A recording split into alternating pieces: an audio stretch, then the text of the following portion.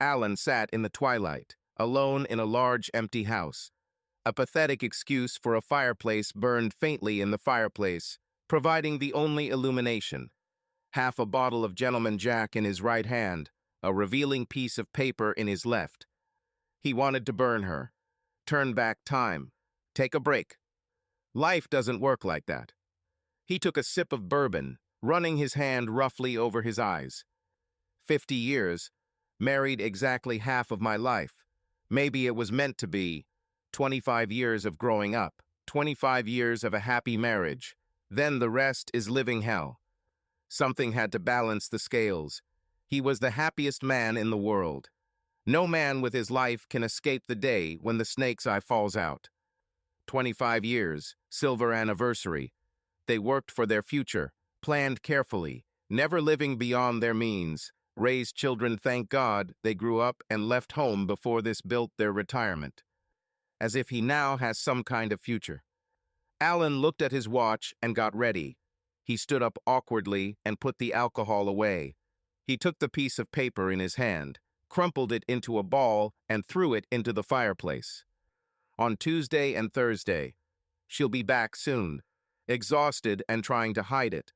Disheveled, sweaty, tired. She will meet him, hiding behind her mask. He'll have to wear his own. Just a little more until he decides what to do. Becca tried to keep up the pretense. She smiled as his arms wrapped around her. He stank, the smell of old sweat, cigarette smoke, garlic breath, writhing sensually as if she loved having his body pressed against hers.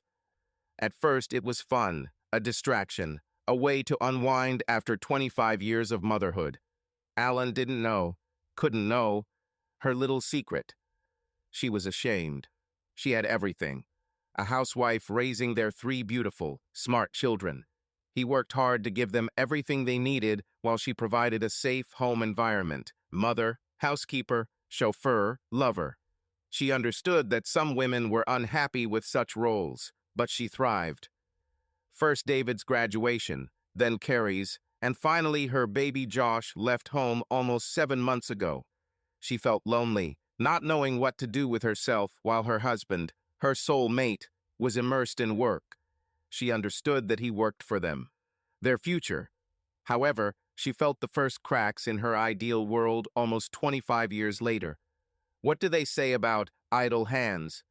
She looked up and smiled as Randy held her close. His hands, familiar with her body, running down her back. She reacted, her first sincere smile. God, Becca, if you weren't married, he began, as he often did. But I'm married and I love my husband. But we are perfect for each other, he reminded, taking the initiative into his own hands. She sighed, letting him follow his movements, enjoying what she was doing for a brief moment. He was right. For those few minutes they were perfect. But that was all. She wanted nothing more from this handsome man. It was exciting to know he felt differently, but that was all he would ever get. She pushed those thoughts away, living in the moment. He was himself when she returned home. He asked her how the evening of the bridge went. She smiled. As usual, gossip, criticism of husbands, too much wine. He nodded. He turned his attention back to his book, wondering what he should do. He had the beginnings of a plan, a desperate plan, but these were desperate times. She walked up the stairs, taking a second look at him. Something was wrong. She held her gaze. He was sitting in his usual chair. The book was open in front of him, but now she realized that he was not reading. He stared at the page, eyes unmoving, attention elsewhere. She continued to the bathroom, undressing and getting into the shower to wash off the stench. Alan heard the sound of water. Thursday evening. When it started, she was returning excited from a night of the bridge. They made love, and it was just like in years past. She was still a striking woman, not a classic beauty, but with that tall, slender body that aged so well, legs that could still make his heart race. For Alan, she was the epitome of beauty. For the past couple of months, she would shower and retreat to bed, exhausted, pushing away any attempts at affection. He sat in his chair, hardening his heart to what he had to do. Becca didn't cry. She didn't cry. Not when he was around. She lay there wondering how it had come to this. Almost a month had passed since he took her in his arms and made love to her. Loved her as only he could. Their love life has always been one of the strong points of their relationship. They seemed to be in perfect harmony with each other. After their last child left, for several weeks they were like teenagers in love, desperately wanting each other, using their freedom. She could admit to herself that she was partly to blame. For the first time in their marriage, he wanted more than her. She refused several times, especially after her nightly forays. She agreed several times, but both realized that she was doing it for his sake, without desire. He started making up excuses. I had a stomach ache for one night, a series of headaches. She spent more time away from home, late afternoons and evenings, with other empty nesters. He worked late, stayed late at work, and traveled more. She was hurt when she found out that one of his business trips was anything but. How did he really think he could hide it? The wives talked, and she was friends with many of his colleagues. There was no business trip. He took some personal time and left for 3 days. He called her every day, telling her what he was doing, what meetings he was attending. He told her how much he missed her every night and how much he loved her. Lie. All lies.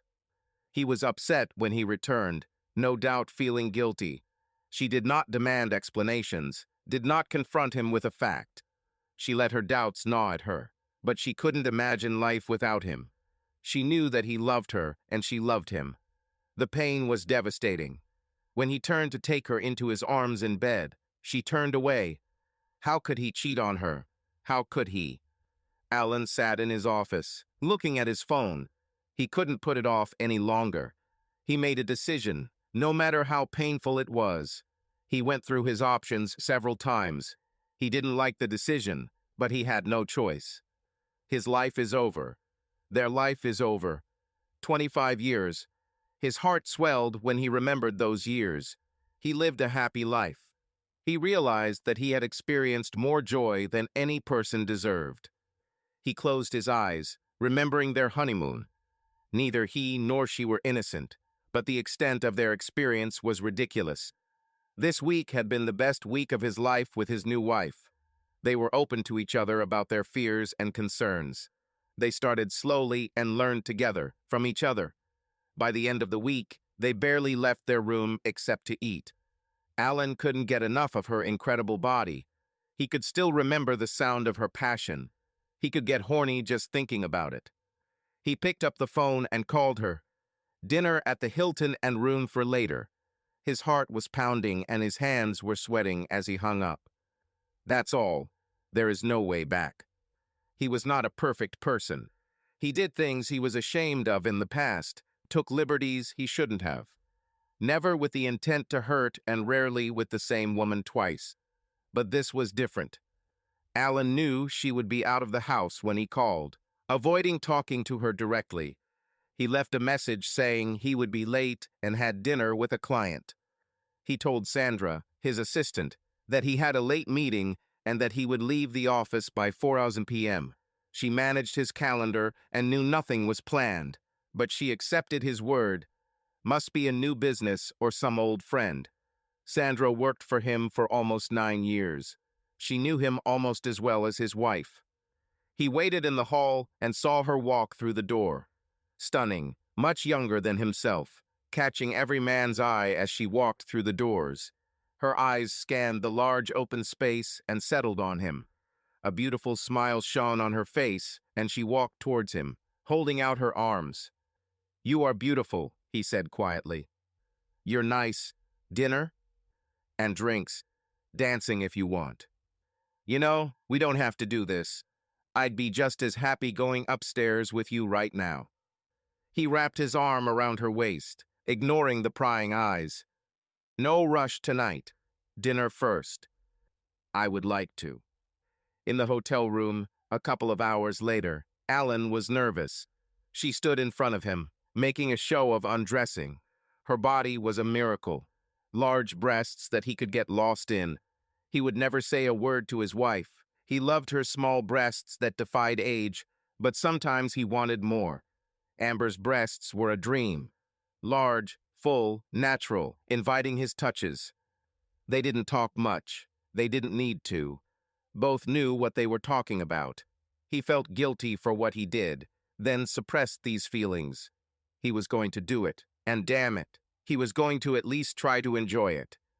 Amber made sure he had a good time. She did everything he wanted, willingly, with joy. She saw his hesitation disappear and allowed herself to relax. He escorted her to the door when they finished. She kissed him and told him to call her soon. He promised to do this. He closed the door and lay down on the bed, mourning the end of his marriage. She was nervous, but no more than I was. The lights were dim, and she was under the covers, the open side of the bed neatly made. My heart was beating so fast that I could hear the sound of my pulse in my ears. She smiled at me and patted the bed next to her. The new diamond sparkled on her hand. I climbed into bed and turned towards her. The most beautiful girl I knew, tall, slender, with shiny, long, dark brown hair. I longed to see her body, but I knew that she was shy about it. Never dressed to seduce, she showed very little of her curves in public. "Say it again, Alan," she whispered, sliding into my arms. "Mrs. Alan Hammonds." "Are you sure? It seems so fast." I was confident after our first date. I've never felt anything like what I feel for you. It took me this long to save up enough for a ring. I love you, Becca. Her body pressed against mine, and my fingers slid along the smooth expanse of her back. "I love you too, Alan. More than I can believe. I'll be the best wife in the world." She rolled onto her back, pulling me on top of her. "Make love to me, Alan, tonight and forever." Becca was annoyed. If he was going to stay late at work, he could at least do it in the evenings when she was going out. She felt a little ashamed at the thought. She left him alone 2 nights a week, but when he did, she felt bitter. When he walked in, she knew something was wrong. He couldn't look at her. He apologized for being late. She stood up to meet him, and he looked like he was going to avoid her.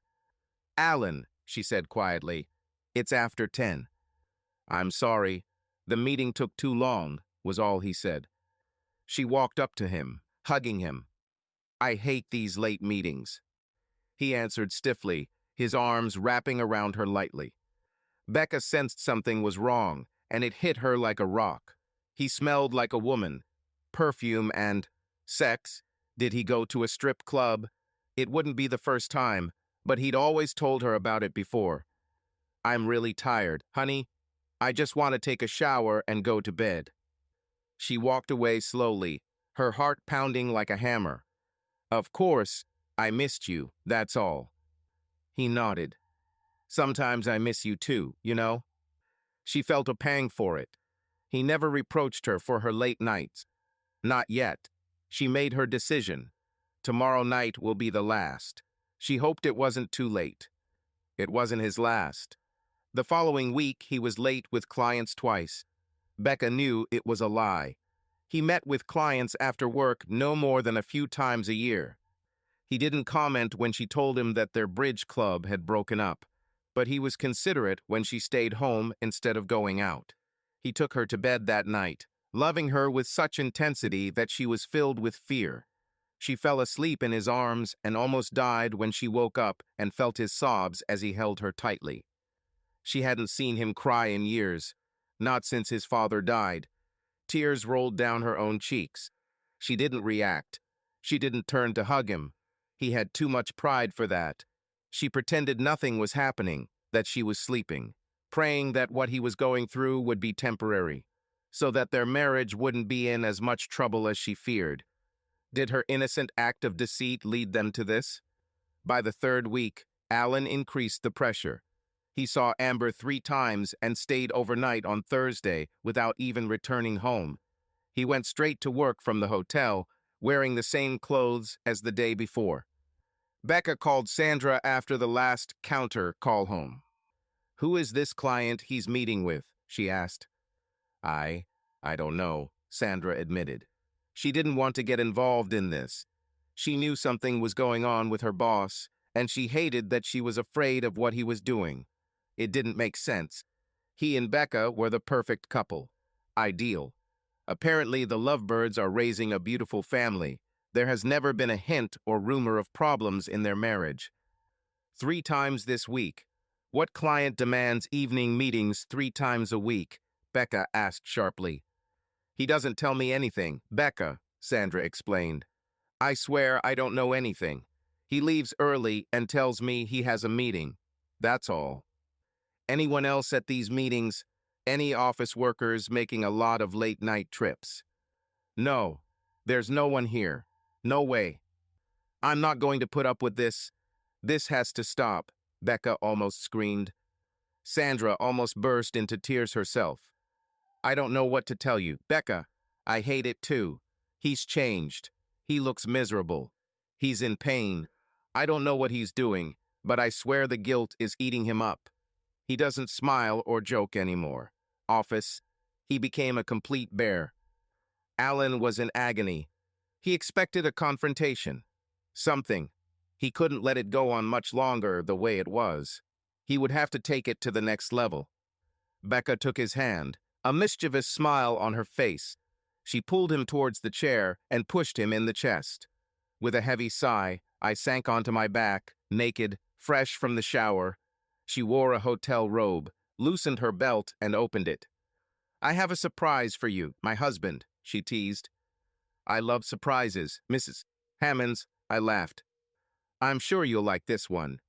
She leaned over and pressed her soft lips to mine. She moved lower, kissed the middle of my chest, and knelt down in front of me. The honeymoon so far has been crazy, passionate, wild. We only woke up an hour or so ago, and I still couldn't believe she was mine. I love you, Alan. I am yours, dear husband, body and soul. Yours forever. I will never deny you. Never.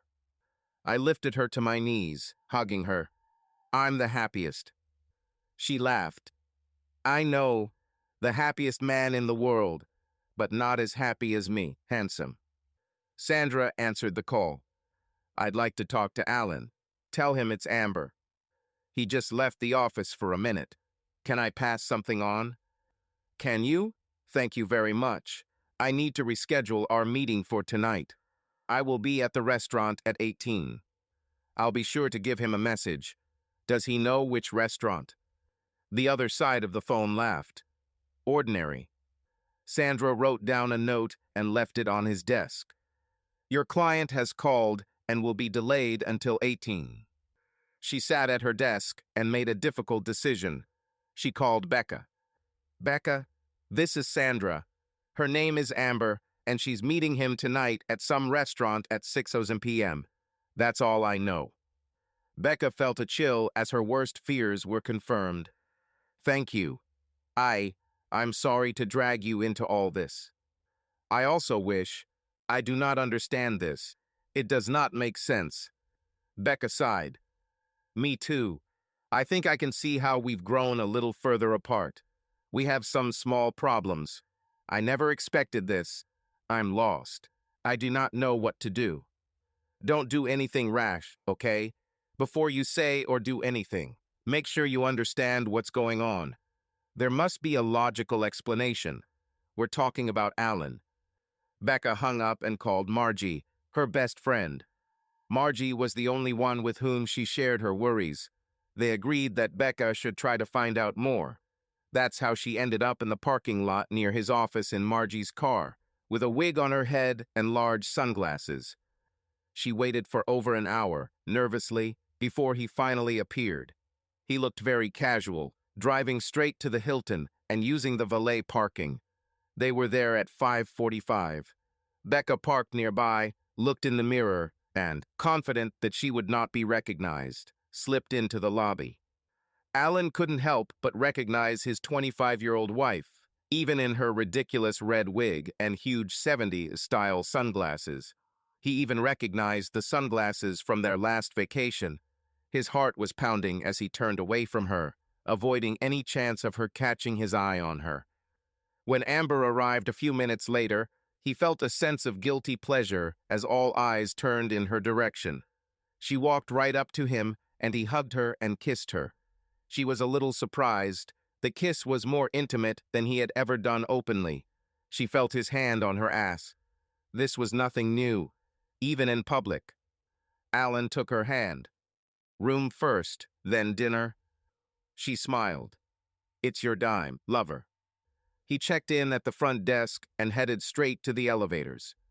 It was a hard day for him. He felt sick and a little weak. However, he was determined to put on a good performance. As soon as he entered the elevator, he pulled Amber into his arms, and Becca was already up and heading towards the elevators, moving without thinking. She saw them meet in the elevator, hugging each other. With bated breath, she watched the elevator rise to the 12th floor. She was shaking and couldn't think. Becca walked away slowly, then turned to the table. There were 3 people working there, and she was avoiding the young man on the left who was registering her husband. She walked up to the counter. Becca Hammonds, she said confidently. I left the key upstairs, 12th floor. She pulled out her driver's license and handed it to the woman. Of course, Mrs. Hammonds, she said politely, looking around the room. Mr. and Mrs. Hammonds, room 11216. She took the blank card and put it through the machine. What else can I do for you?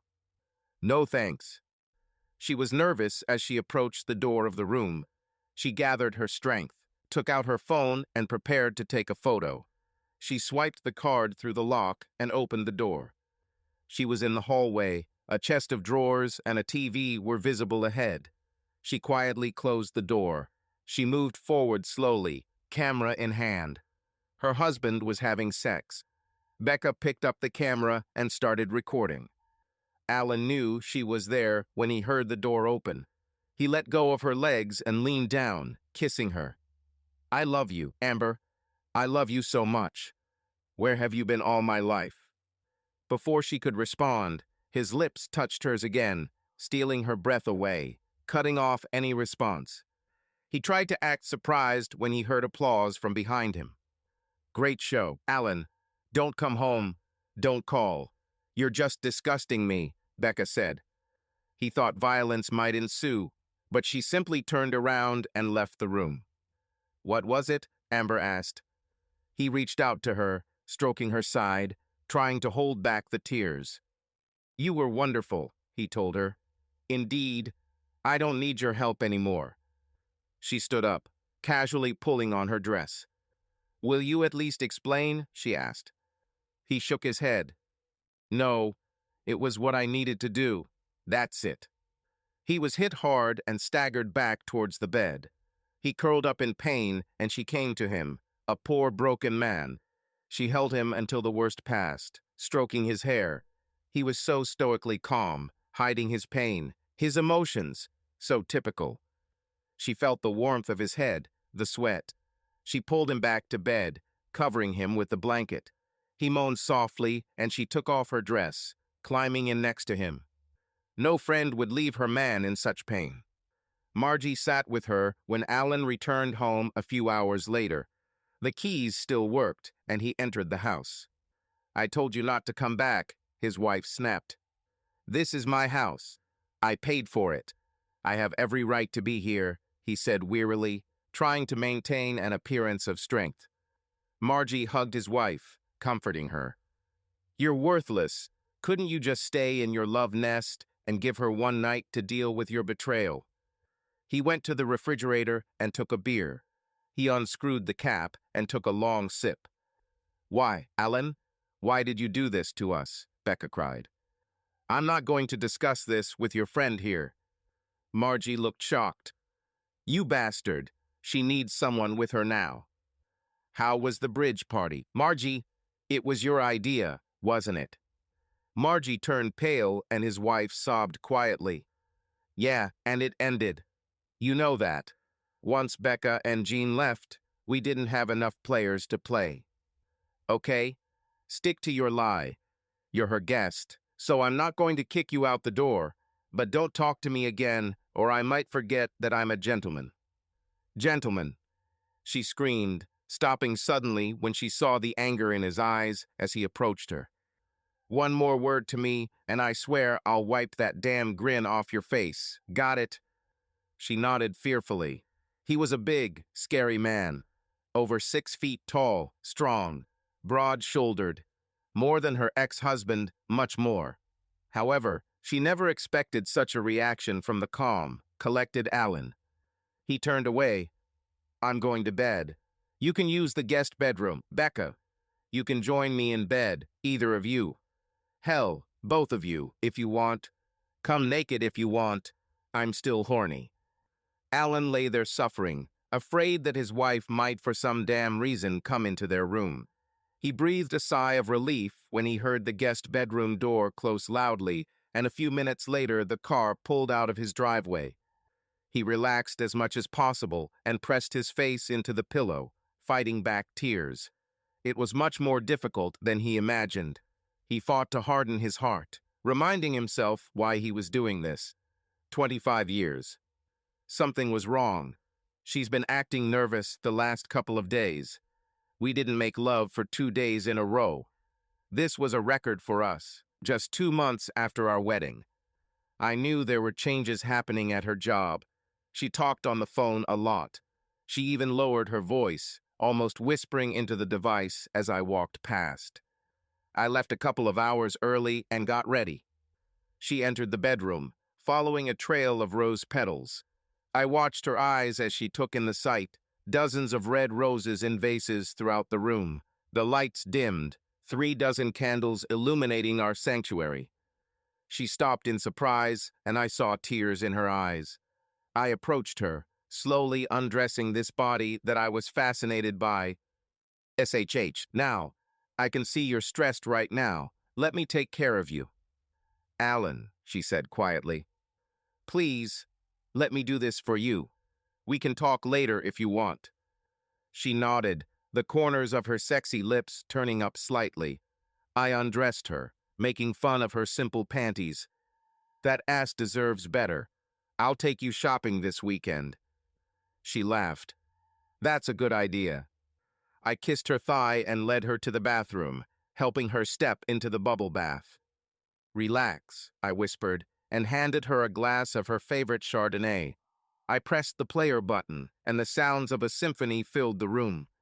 She looked at me, and I could see the love in her eyes. It was worth everything. I put her clothes away and took out what I needed for the next step, forcing myself to be patient. 20 minutes later, I went into the bathroom. She was half asleep. I leaned down and let my lips touch hers. Her eyes opened, and she smiled. "I don't deserve you," she said. "You deserve so much better, but you're stuck with me," I teased. "Forever," she whispered, wrapping her arms around my neck and pulling me in for another kiss. I emptied the bath and helped her up. I had a large, new ultra-soft sheet that I used to dry her. When I was done, I tossed it aside and led her, naked, back to the bedroom. She allowed me to lay her down on the bed, on her stomach. I turned on some quiet music and warmed the massage oil in my hand. I took my time, slowly worshiping her body, my hands rubbing and massaging every square inch. She sighed often, moving imperceptibly under my guidance. I turned it over and did it all again, from the front side. When I finished, it seemed to me that there was not a single bone left in her body. I lay down next to her, caressing her face. "I know something is bothering you, Beauty. Talk to me. You can always trust me. Please, no matter what happens, I want to be by your side. I know I'm not the most demonstrative person in the world, but you should know that you mean the world to me." Her hand touched my cheek. "You will become a dad. Please tell me you're not angry."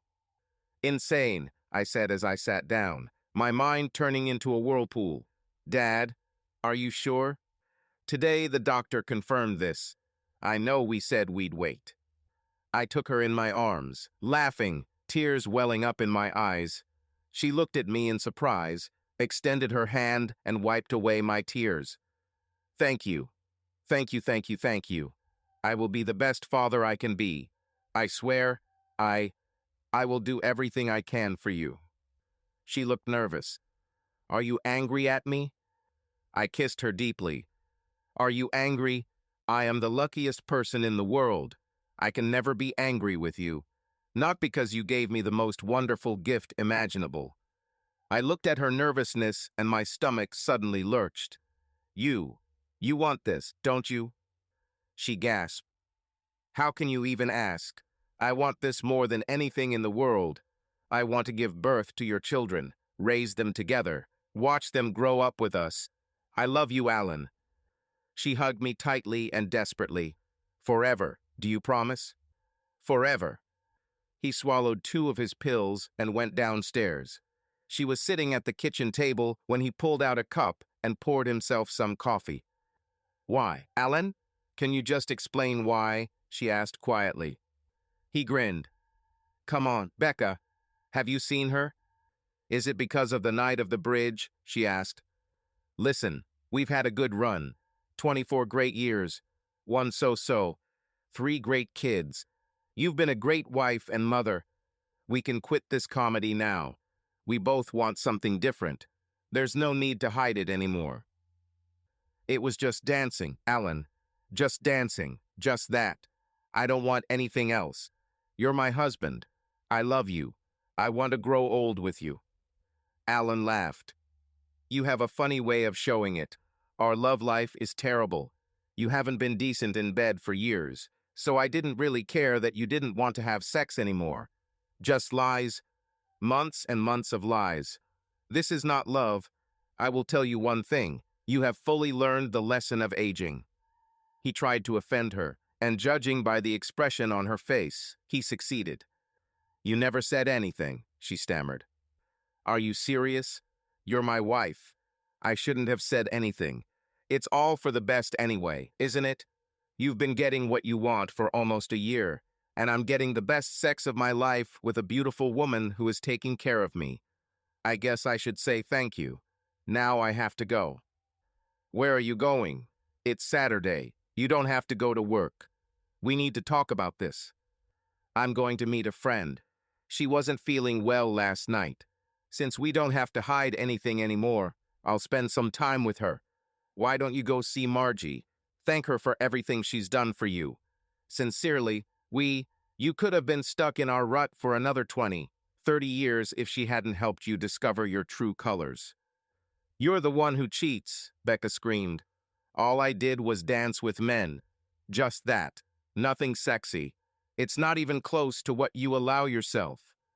I'm a man. I need sex, and I'm not going to share it with her. It's not safe anymore. I didn't sleep with anyone, she screamed. Certainly not with me in recent months, Alan chuckled.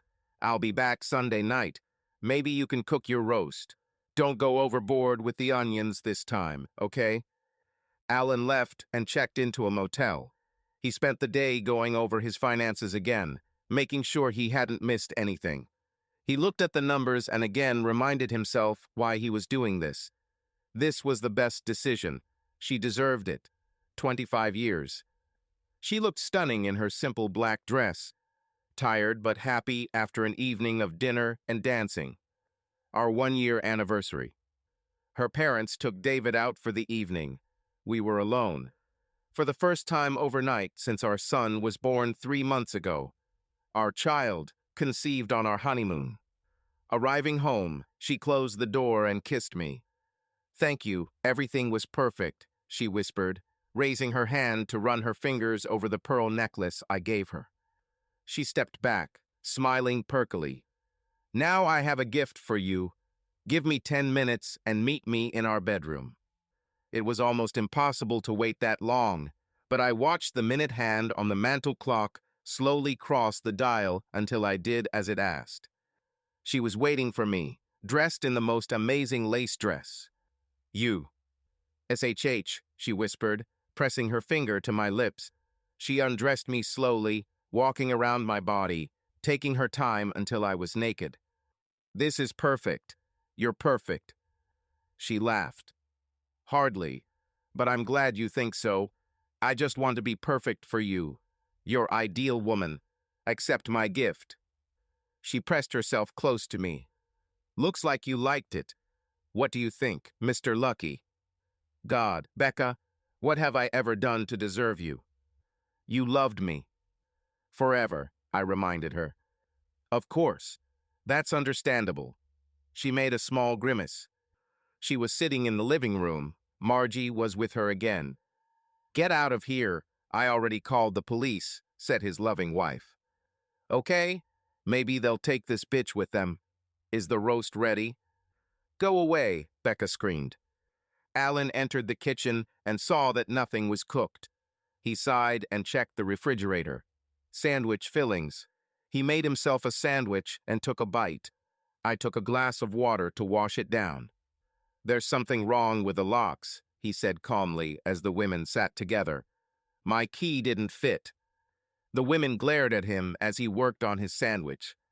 A few minutes later, the doorbell rang and he stood up. I'll open it. You two look cozy. Alan opened the door with a sandwich in his hand, looking out through the peephole. He opened the door. Good evening, officers. How can I help you? The man at the door looked him over. We received a call about a break-in. Alan opened the door. I'm sure it was a simple mistake. Would you like to come in? Two uniformed officers entered the house, looking around. I guess you didn't call, the taller one said. No, I think it was my wife. She's in the living room. The two men followed him. Becca stood. I don't want him here. He broke in through the back door. The officer looked at me. This is true. Alan nodded. Yes, my key didn't fit, and no one answered the bell. I tried to cause as little damage as possible. The officers looked at each other, then at Becca. This is true. I told him not to come back after he cheated on me. I changed the locks. The officer sighed. Madam, is this your house? Only yours? She looked angry. I won't have him here threatening me. Did he threaten you? Margie intervened. He hit her. Twice. I saw it. Becca looked surprised. More surprised than Alan. He expected something like this. This is true? Asked the shorter officer, Officer Roland by his badge. Yes, she said quietly. Twice. Alan laughed. Thank you, Margie. I don't know how I would have coped without you. And you too, Becca. Still with the lies. Any doubts I had, you've definitely put to rest. Officer Roland pulled me aside, asking me to speak to me outside and get my statement. The officer above, Officer McGregor, remained with the women. Alan told his story, denying that he hit anyone. I understand how it works, he said. Fucked up legal system, isn't it? Officer Roland looked confused. You should probably hire a lawyer. Already have. No problem. Can I take some things, or are you going to arrest me? With two witnesses, we'll have to arrest you and bring you in if they file a complaint. They didn't say anything in the original summons, so we'll have to see what their statements say. Got it. Can I at least change my clothes? I feel kind of dirty. The officer seemed to think about it, then agreed. They walked through the entrance and into the master bedroom. Alan turned to the officer. I understand if you don't want to leave me alone. I can be dangerous, right? I'll change here. It'll take a minute. He undressed without embarrassment, changing everything, and put on jeans, a t-shirt, and a casual button-down shirt. He turned to the officer. Thanks for that. I appreciate it. Officer Roland nodded. You're welcome. You didn't hit her, did you? Hell no. 25 years. Check your records. Never had a challenge, not even a threat. She doesn't want me here. It's her easiest way out. I'm sure her friend discussed it with her.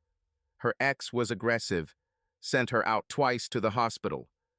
The officer escorted Alan back outside, and he didn't even try to talk to the women. Do you often encounter this? Asked Alan. That's the worst. Probably 20% of the calls are about some kind of domestic problem. If they support the complaint, we'll have to pick you up. There won't be a hearing until Monday. There won't be anything on Sunday. Alan shrugged. I can't help it now, can I? Officer Rowland sighed. You take it calmly. When I saw her there with Margie, I assumed that might be the case. I couldn't just let her kick me out of my own home without trying to protect herself. Officer McGregor walked out the door. A few minutes later, Alan was in handcuffs and being read his rights. 30 minutes later, he was in jail. They took his pills, and he explained his problems and showed them the prescription. He was given his medications as scheduled and overall had a good night's sleep. He thought things were going pretty smoothly. He hoped that the arrest would not slow down the process. He was charged Monday with third-degree domestic violence. Testimony was read, as well as the officer's report, including the lack of evidence of harm and the situation they encountered. Alan was led into a small room just outside the courtroom. He encountered a woman, an attractive brunette in her 30s, who seemed confused. She told him he was charged with a Class C misdemeanor, the lowest form of assault. She started asking questions after she informed him of his rights to have an attorney. He stopped her and asked what his options were. Alan explained that he did not beat his wife, but wanted to know directly what choices he had. The woman sighed and said he could plead guilty, not guilty or no contest. If he agrees to plead no contest given the evidence and reports and no previous problems, she will reduce the charges to harassment. He can get out by paying a $500 fine and court costs, but he will have limited contact with his wife and must remain out of his home under a protective order for 6 months.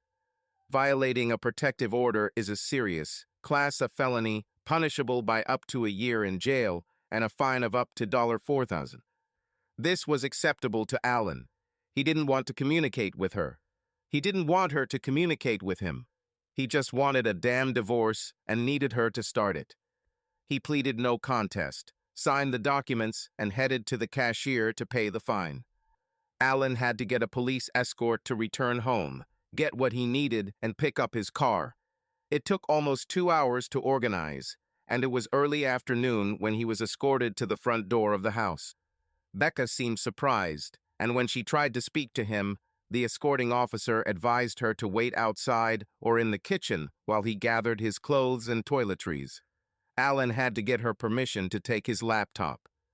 After that, Becca tried to call him several times, but he never picked up. He listened to her messages, including many apologies that always ended with he just needed to give her some time.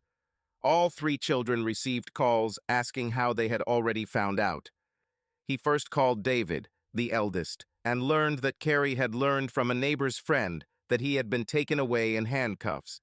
He was angry at his father, and Alan explained that all he did was go into his house and his mother and her friend lied about him hitting her.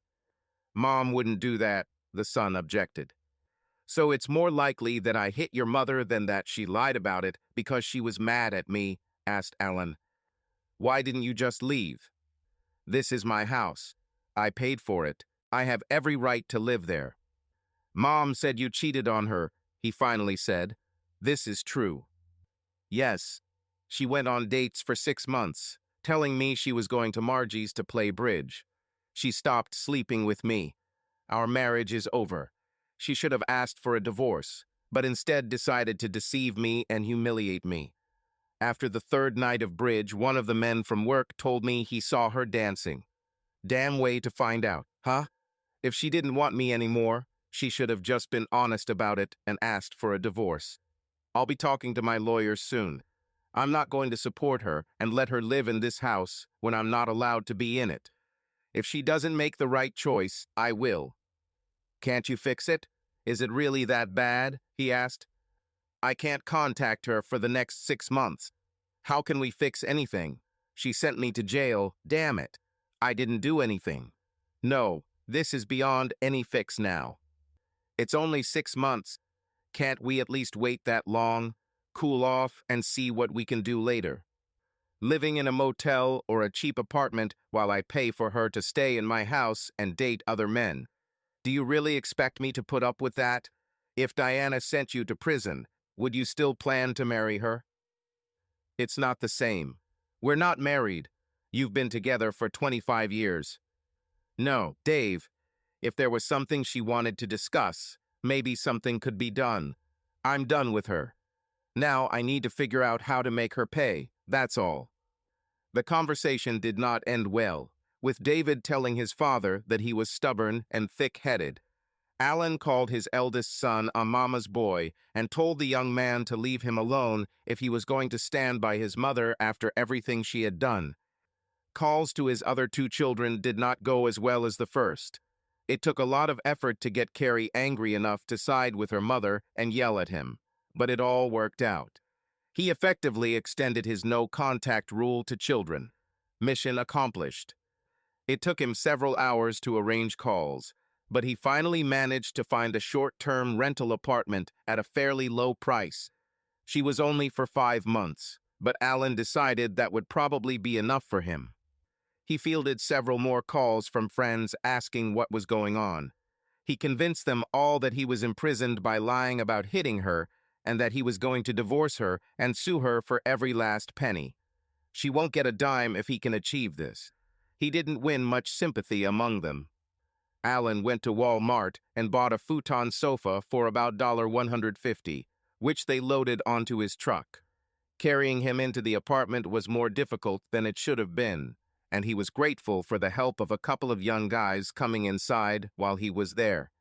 He went to bed, heartbroken over what he had to do, but happy that everything was working out the way he wanted. He missed his wife, but it was inevitable. I called her after lunch. 9 years of hard work paid off. I was called into the president's office at Tenos. "What's it like being the wife of the new director of production testing?" I asked her. "Really? You got a promotion." "Yeah, 12% raise, bonus plan, stock options, the full package. See if your parents can take the kids and wear something sexy. We're going to celebrate." "I'm so proud of you, Alan. No one deserves this more than you. I couldn't do it without you. You're my rock. I have a meeting at 4 Ozers, so I won't be able to get there before. Must be home by 6. I'll be waiting. Hurry up, my love." I thought she would be waiting at the door, but the house was quiet. I called her, but no one answered. Her car was in the driveway. She had to be here. I called her again, then headed to the bedroom to change. I was a little annoyed. These feelings changed when I entered our bedroom. She was waiting for me on the bed. Her eyes sparkled with amusement at my gaze. "I love you, Mrs. Hammonds." She laughed. "Come on." "You never cease to amaze me," I said, kissing her neck. "Okay, I'm not even going to ask if you liked it. Now I need to make love to you, my perfect wife." She leaned back, inviting me. "I will never tell you no. Never." "Come on, baby, say it. I know what you want, Mr. Luck." I kissed her. The happiest man in the world. Let anyone argue otherwise. And I am the happiest woman in the world, made for each other. The next morning at the office, Sandra walked into his office as soon as he arrived there. Alan learned that she knew what had happened after she called his home and covered for him by sending messages to his boss and colleagues that he was unavailable that day while on personal leave. "You didn't really hit her, did you?" Sandra asked. "What do you think?" he answered. "Of course not. But why did she say you did it?"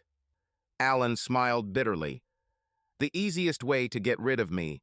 It's bad to be a man in the eyes of the law. Any complaint of violence, no matter what it is, and the man goes to jail. She got what she wanted, and now I can't have contact with her." He put his initials next to the change. She filed for divorce due to his infidelity. He left a note saying the differences could be resolved in 60 days. If she changed it, he wouldn't dispute it. She requested alimony, 50% of his salary. Alan knew that the court was unlikely to grant this requirement and changed it to 35% so that it would not look too suspicious. But in the long run, it wasn't that important. When he was done with his changes, he made copies and sent the original document by courier to the law firm listed in the header. He included a complete, updated copy of their financial statements, and a notarized limited power of attorney to contact his banks and investment companies to obtain the necessary information. Then he made a call. The lawyer was surprised by his quick response and assured Alan that he would receive a call as soon as the documents arrived. She thanked him for his promptness.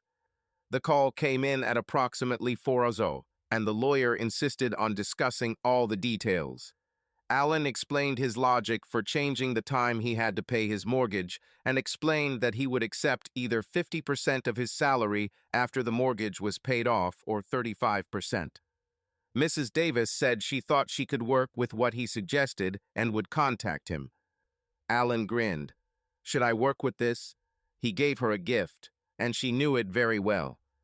On Monday, the lawyer called and said that they accepted all the changes as he requested, and the documents were filed. Alan disappeared on Tuesday. Becca was worried. The bills were paid and the bank accounts were untouched. She transferred 80% of the funds from the joint account and took 80% of the deposits. The money went into the joint account, and not a single penny was withdrawn. The day after signing the documents, he apparently cashed out the deposits and the remainder of their investments. She spoke with Sandra, who told her that he resigned on Tuesday, effective immediately, taking nearly 6 weeks of his accrued vacation and sick leave.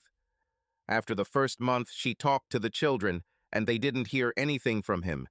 She even called his mother after being reprimanded for the way Becca treated her son. No, she didn't know where he was, hadn't heard from him since he told her about the divorce. Even if she knew, she wouldn't tell her. Becca didn't argue when they called her an ungrateful liar. Christmas has passed, as has New Year. That was hard. Sitting at the table with all 3 of her children who had come to support her, along with David's fiancée. The empty seat at the head of the table, where no one dared to sit, was a sad statement. Not a single card from her husband of 25 years. Nothing. She received a call from his mother asking if Becca had heard from him. His mother received a check for $10,000 in an unaddressed envelope. He said he loved her and always would. That was all he had contact with. During dinner prayer, Becca faltered when Carrie prayed for her father to be healthy and happy. She had to leave the table for a moment to calm down. After 60 days, Becca received notice that the divorce was official.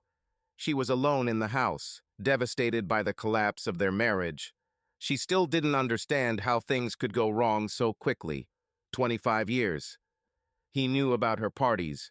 He admitted this, but never spoke about it until that fateful day. She made a terrible mistake by giving in to Margie's accusation. She turned her husband into a criminal out of anger and resentment. This was the end of her friendship with Margie and the final nail in the coffin of their marriage. The mortgage was paid and money was regularly deposited into their joint account. She still had insurance, which she used to see a doctor and get antidepressants, as far as they were good for her.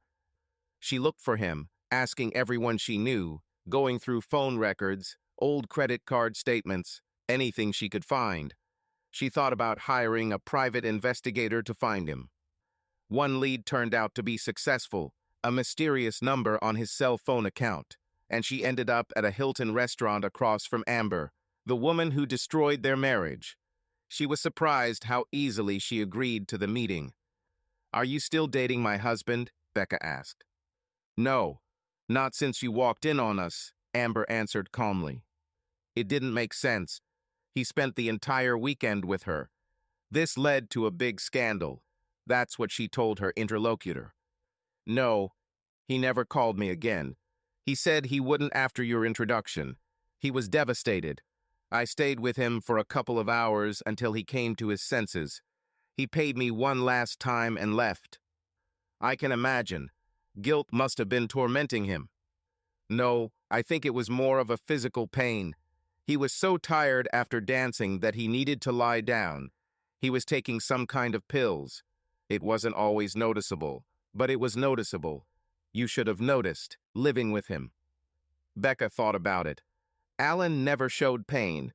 He didn't complain when he stubbed his finger and lost a nail while working on a car. He was as stoic as she had ever encountered. She remembered how he held her, crying after the last time they made love. None of this made sense to her. She apologized for wasting the woman's time, leaving aside her intention to attack her for ruining her marriage. "If you hear anything from him, could you call me? I'm very worried. He disappeared almost 3 months ago, and I haven't heard from him again." Amber looked worried. "He ran away. That's not like him. He talked about you and the children with such love. He said you were the perfect wife. That didn't fit well with what he was doing. He, he's gone. He's still paying the bills and maintaining all the insurance. I need to know where he is. Please," Becca begged. Amber took her number and assured her that if she heard from Alan again, she would let her know. The big break came in February when a problem arose with Becky's insurance. Her policy number has changed. She received a new card in the mail, assuming it was an annual renewal, but her own share was reduced. After talking with the insurance company for over an hour, she was completely confused. Her insurance was paid for a year in advance. She was the only one insured. Her husband's COBRA expired, and he acquired a new, better plan. She asked for a copy of her old medical reports and received them in the mail a few days later. After a lunch of calls, she understood everything. Damn it. It was a huge party. Our family, friends, children were all present. Becca was wearing the tennis bracelet I gave her. We sat on the couch watching a DVD the kids made about our marriage. Photos and clips from our wedding to today. 25 years together. 25 perfect years. She climbed onto my lap, almost as slender at 50 as when I met her. Still the most beautiful woman I've ever known. We laughed and joked along with everyone else, accepting their teasing. When it was over, we received hugs and kisses from everyone. Congratulations on being a model marriage, an ideal couple. It was difficult to hold back the tears. We were both surprised when we were pushed towards the front door. They gave me a small bag, and the door opened. A limousine was waiting at the curb. David patted me on the back. "Come on, your carriage is waiting. Thank you for being the best parents in the world." I hugged my kids and took my perfect wife, the love of my life, by the hand and walked out to our ride. The driver held the door for us. We took advantage of the champagne. "Did you know about this?" Becca asked. "I'm just as surprised as you are." We were taken to the hotel where we were met by a woman in uniform. "Thank you for choosing us to celebrate this occasion." The receptionist took the bag and we followed our hostess. She took us to the top floor and opened the door for us. The suite was amazing, huge, beautiful. We entered, looking around. "Dial 50 on your phone if you need anything." "Anything," the woman said. She smiled, taking our hands in hers. "Someone loves you very much. You know, you're the talk of the entire hotel. We're proud to have you here." I reached for my wallet, and she stopped me. "No, everything is paid for, very generously. By the way, please don't hesitate to call." They left us and Becca, and I stood looking at each other. "Do you believe in that?" she asked. "I can't believe any of this. Not since the first day you sat across from me in the bookstore." 25 years, she said softly. "I know I should feel old, but you make me feel like a teenager. I love you, Alan." We took advantage of the facilities. We also ordered champagne and strawberries. We spent half an hour in the jacuzzi. She excused herself to the bedroom to get ready for me. She called me, and my heart almost stopped looking at her beauty. I came closer, hugging her. "I love you more today than ever, and I will love you even more tomorrow. I adore you, Mrs. Hammonds. I can't wait for the next 25 years. You want to invite this cute girl here? She seemed so interested in you. She said anything, didn't she?" "For me, there is only you, Becca. Never. I am a one woman." "Me too, darling. I can't imagine myself with anyone else." She rolled over, looking at me. "Love me, Alan." Thank you for making all my dreams come true. She laughed. Do you think our party guests will be surprised to find out what we do? I laughed as I hugged her, rocking her in my arms. I doubt. Does this ever surprise you? She asked. Every day. How can it get better and better when it's already the best? The happiest. Yes, everyone knows. Both of us. She kissed me. Do you want to try again? Alan woke up and instinctively reached for the button to add more painkillers. Someone's hand slid into his arm, and he looked around. Happy Valentine's Day, she said quietly. He was in shock for several moments, trying to comprehend what was happening. A large heart-shaped balloon was tied to the head of his bed as his wife looked down at him with tears in her eyes. You weren't supposed to know, he said. She leaned over and hugged him. I'm really sorry. Forgive me for all. Please forgive me. I should never have lied to you. He reached out, moved the tube going into his hand, and hugged her. Not necessary. I know you didn't do anything. I'm sorry I had to throw this in your face. I admit, I was a little jealous and watched you a couple of times. I know you've never cheated. Why? She asked. He felt a touch on the opposite hand and, looking back, saw his 3 children there. Happy Valentine's Day, Daddy, Carrie whispered, leaning down and kissing his forehead. She repeated her mother's question. Why, Daddy? Why did you leave us? Our insurance. It won't cover my expenses. It will drain our resources, take away everything we have worked so hard for. In the end, you will be left with nothing. Plus, you will lose me. This was a decision we had to make together, Becca said firmly. No, I knew what you would choose, and I couldn't live with it. I made sure that you received everything that I could legally give you. There are 3 gifts for the kids from what's left after I cashed out my 401k, about $35,000 each.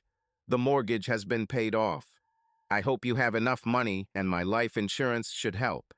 It's only about $750,000. I wish I had taken more when I could have. I don't understand. Have you given everything? I had to. Medicare now covers everything. If I had money, they would take it until I had none left. I'd rather you have them than them. I'm really sorry. You're novel. Why did you sleep with this woman? I needed you to divorce me. You should have come for me, asking for as much as possible so that I could give you freedom. You are a beautiful woman, Becca. The best wife in the world. Better than I deserve. I want you to be happy, to find a loving man to whom you can give yourself. Live well for me. Please. You tried to make me hate you, she said. He was tired again. He tried to sleep as much as the pain allowed him. Because I love you, he explained. She cried inconsolably while he fell asleep. The energy from talking was too great. Alan woke up a few hours later, and they were still waiting with him. The pain was almost unbearable. He reached for the button but stopped. He needed to have a clear head. He's awake, he heard Josh say. Then they stood around him again. Alan reached for his wife's hand and felt her soft skin on his again. I love you, Becca. Always loved. I'm sorry that I cheated on you. Please forgive me, he begged. The tears, which could not be quelled by the pain of his exhausted body, flowed freely. Oh, Alan, she exclaimed. Stop that. Let me take you home. We will find better doctors. We can beat this. It was too late for that, but he nodded. I'd like that. The kids gave him cards, which he asked Becca to read to him, and Carrie placed a couple of stuffed animals in his hands. You are the best dad in the world, she said, kissing his emaciated cheek, tears running down his skin. Another jolt of pain shot through his body, and he pressed the button, allowing the painkiller to flow into his veins. He was embarrassed that they saw him like this, weak. Alan reached over to the table next to him and picked up a folded piece of paper. He handed it to Becca. Happy Valentine's Day, honey, he said. He smiled at her and closed his eyes. Becca looked at the homemade card. On the front was a poorly drawn heart, colored red. It had their initials with True Love Forever underneath them, as they had carved into a tree in Battery Park after he proposed. She opened it and read his clumsy, shaky handwriting.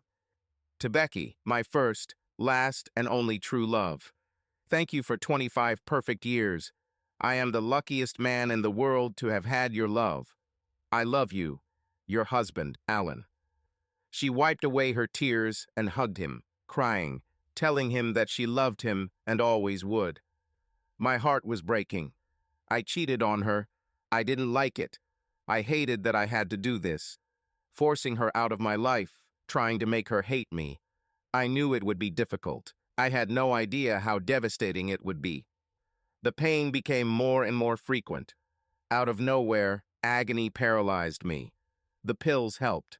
Almost every day I had to endure a period of blinding pain.